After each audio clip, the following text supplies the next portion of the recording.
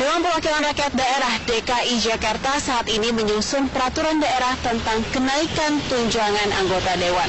Kenaikan ini akan dilakukan pada 2 poin, yaitu uang komunikasi dan uang operasional reses. DPRD DKI Jakarta mengusulkan kenaikan tunjangan pada tahun 2018. Untuk besarannya masih dibahas pada pembahasan Raperda dan disahkan akhir Juli 2017. Pada tahun ini, total tunjangan yang diterima pimpinan maupun anggota DPRD berkisar 20 juta rupiah per bulan, mencakup berbagai komponen. Itu belum termasuk dengan tunjangan lain-lain, seperti tunjangan rumah dan tunjangan komunikasi. Ditambah gaji pokok sekitar 30-45 juta rupiah per bulan, total penghasilan yang dibawa pulang anggota DPRD DKI berkisar 70 hingga 80 juta rupiah per bulan. Wakil Ketua DPRD DKI Jakarta Muhammad Taufik menjelaskan, kenaikan tunjangan merupakan turunan peraturan pemerintah nomor 18 tahun 2017. Maka, meski tidak termasuk program legislasi daerah, DPRD akan langsung menindaklanjuti aturan pusat. Perda ini kan perintah PP. Mau nggak mau harus dibuat gitu loh. Kan kalau kita nggak tahu PP-nya keluar waktu itu. Kalau enggak, kalau kita udah tahu pasti masuk di prolegda dong. Kan kita nggak tahu, nggak kita masukin di prolegda. Tapi karena ini perintah PP, dikasih waktu juga harus segera ya. Mau nggak mau harus kita masukin. Gubernur DKI Jakarta Jarod Saiful Hidayat mengatakan, kenaikan tunjangan anggota dewan sah-sah saja asal menggunakan prinsip keadilan. Menurut Jarod, kenaikan tunjangan layak diterima oleh anggota DPRD yang kinerjanya baik dan aktif mendengarkan pengaduan masyarakat. Mereka yang rajin, ya, yang suka menerima pengaduan dan sebagainya, ya, itu dengan mereka yang jarang-jarang masuk, itu sama, ya, take home pay-nya sama. Nah, padahal sekali lagi ya, kalau dipikir mereka yang sangat rajin, itu bebannya semakin berat. Karena harus mengatasi siapapun yang datang.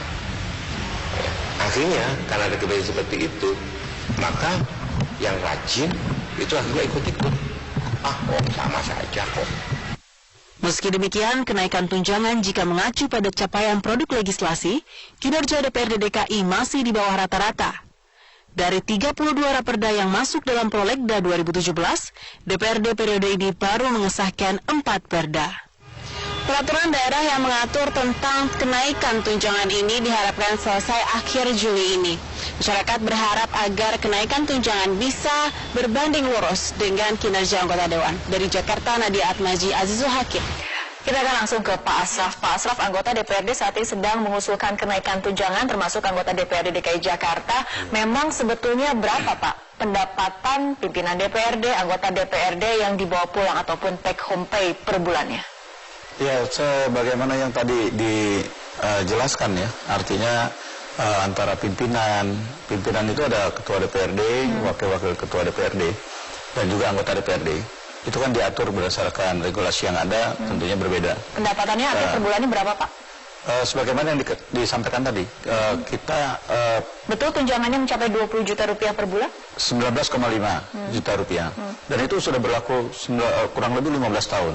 20 juta dan ada kemudian dari anggota DPRD merasa itu masih kurang dengan segala gaji, fasilitas, dan tunjangan? Begini ya, kita kan berangkat ke DPRD itu dengan sistem demokrasi yang ditetapkan melalui pemilihan langsung. Saya sebagai anggota DPRD yang tinggal di satu daerah yang cukup padat gitu, di daerah Pasar Rumput gitu, saya dipilih oleh mereka gitu. Dipilih, dan konsekuensinya ketika saya menjadi anggota DPRD, saya harus ada di tengah mereka, di tengah rakyat, harus mendengarkan dan memperjuangkan apa yang menjadi aspirasi dari rakyat. Kaitannya dengan sendiri. permintaan kenaikan tunjangan? Nah, ini persoalan kenaikan, bukan permintaan. DPRD DKI tidak ada permintaan. Bahkan kenaikan ini bukan hanya untuk DPRD DKI, tapi untuk DPRD seluruh Indonesia, DPR kabupaten, provinsi, dan kabupaten kota. Tidak ada permintaan, jadi yang sebetulnya ada seperti apa, Pak Asraf? Yang sebetulnya ada, kita hanya ingin meneruskan apa yang menjadi ketentuan bahwa ini ada peraturan pemerintah nomor 18 dan kita meneruskannya menjadi peraturan daerah. Nah ini ya yang baru kita bahas, kebetulan kami juga baru menerima ini, karena akan diberikan waktu selama 3 bulan untuk melakukan pembahasan ini. Ini udah berjalan 1 bulan, dan kita baru mulai untuk bagaimana membahas ini. Baik. Karena ini amanat undang-undang, ya terusan dari undang-undang ada peraturan pemerintah, dan ini akan dilanjutkan dengan pembuatan peraturan daerah. Oke, Gitu. artinya dari DPRD DKI sendiri merasa ini bukan permintaan, hanya kemudian mengikuti bukan PP yang diterbitkan bukan oleh permintaan pemerintah pusat. DPRD seluruh Indonesia, bukan permintaan apalagi DKI. Kita ini sama dengan ini berlaku, ya PP ini berlaku untuk seluruh Indonesia, Baik. provinsi dan kabupaten kota. Baik. Kita kebetulan saja muncul opini gitu kemarin bahwa DKI menyampaikan ini ke publik, dan ini sepertinya bahwa DKI sebenarnya bukan DKI. Baik, Gitu loh. oke Mas, lihat tanggapannya. Iya, jadi begini, memang PP 18/2017 tentang keuangan DPRD baik provinsi maupun kabupaten kota ini mengganti peraturan sebelumnya PP 24 tahun 2004 ya, tentang kedudukan keuangan DPRD. PP ini baru terbit Mei 2017. Di dalamnya memang mengatur satu perubahan tentang penghasilan DPRD. Nah, di PP ini setelah kami pelajari, rupanya ada ada yang kontroversial kalau menurut IBC. Dari 13 ada sekitar lebih dari 13 komponen penghasilan, itu ada namanya tunjangan reses. Ini aneh menurut saya PP ini. Kenapa memuat yang namanya tunjangan reses? Padahal reses itu adalah kegiatan atau kewajiban DPRD untuk berkomunikasi dengan anggota dengan konstituen. Ini adalah mengenai PP, tapi apakah kemudian DPRD sendiri memiliki pilihan untuk kemudian berdasarkan kemampuan keuangan untuk kemudian tidak mengikuti kenaikan tunjangan misalnya seperti itu? Apakah bisa ada pilihan seperti itu? Ya, ini memang pilihan-pilihan sulit misalnya bagi DPRD DKI, sebab ini ada PP. Nah, kalau kemudian PP memberikan ruang seperti itu, maka bisa jadi ya DPRD di DKI Jakarta juga akan merespon PP ini dengan membuat perda, karena memang mandatnya PP ini adalah harus diatur dengan peraturan daerah. Nah, saya kira memang ada kriteria-kriteria kemampuan keuangan daerah yang dibuat di dalam PP ini berdasarkan kriteria tinggi, sedang, rendah.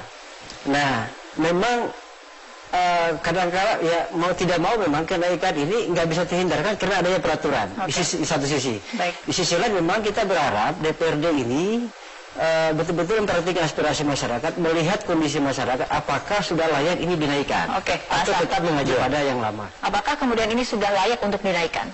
Saya rasa kalau lihat kinerja DPRD, bukan hanya DKI ya, karena peraturan ini sekali lagi untuk DPRD seluruh Indonesia, bahwa intensitas yang kalau kami di DPRD DKI Jakarta soal kenaikan yang diamanatkan oleh undang-undang atau peraturan pemerintah ini, tadi ada klasifikasinya, ada tinggi, sedang, atau bawah, sesuai dengan kemampuan keuangan daerah.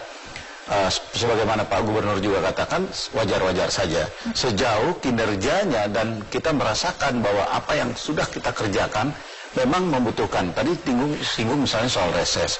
Reses itu adalah amanat, regulasi, undang-undang, aturan yang memang kita harus penuhi. Kenapa? Soal aspirasi kita 24 jam boleh kalau dibilang, tapi reses itu forum yang bisa mengantarkan pemikiran atau aspirasi masyarakat untuk dibawa ke paripurna dan menjadi satu pintu masuk untuk menyusun yang namanya apakah itu kaitan dengan APBD, kalau dia korelasinya dengan anggaran, karena tanpa reses tidak bisa. APBD itu hanya 2 pintunya, musrenbang dan juga dari hasil reses. Tapi kembali ke konteks soal penghasilan ini Pak, ini kan di sini dimasukkan di PP baru reses itu tunjangan reses.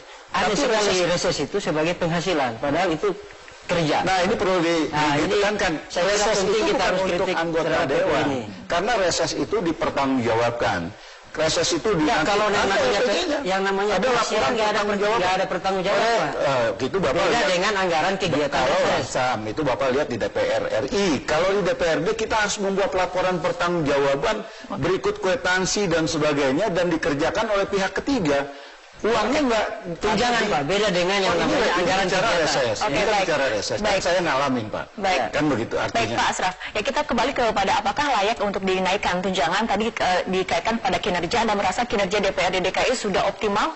Saya rasa optimal. Oke, tapi kalau bisa kita lihat dari target Raperda sendiri, ada 32 Raperda, baru kemudian 4 yang baru dibahas. Ini DPRD apakah itu bisa kan dijadikan sebuah kerjanya prestasi? tidak semata untuk membicarakan soal Raperda. Raperda yang kita targetkan 101 dalam kurun waktu 5 tahun ini, kita memang sedang kejar target pertama 32. Inilah dalam rangka percepatan, maka Bapemperda kita terus bekerja semaksimal mungkin untuk mengejar target yang sudah masuk dalam prolegda. Sebagaimana Artinya jika Taufik tunjangan katakan. kenaikan kemudian harus dikorelasikan dengan produktivitas, dengan optimal Ya pastinya kerja. begitu. Kalau bisa diselami sekarang apa yang dilakukan ya di DPRD ini bicara soal korelasinya anggaran dengan anggota dewan, baik di kantor, pulang ke rumah, habis subuh ya datang orang, ini bicara soal keuangan, ya kan, keuangan anggota DPRD. Itu Oke. banyak hal yang sebenarnya kalau kita hubungkan ke situ korelasinya juga dengan aktivitas Baik. anggota dewan yang ada di masyarakat. Oke, Gitu. baik. Tapi apa jaminannya kepada warga DKI, terutama jika kemudian kenaikan tunjangan ini dilaksanakan, bahwa produktivitas dan kinerja DPRD akan jauh lebih baik. Nah, kita akan membahas mengenai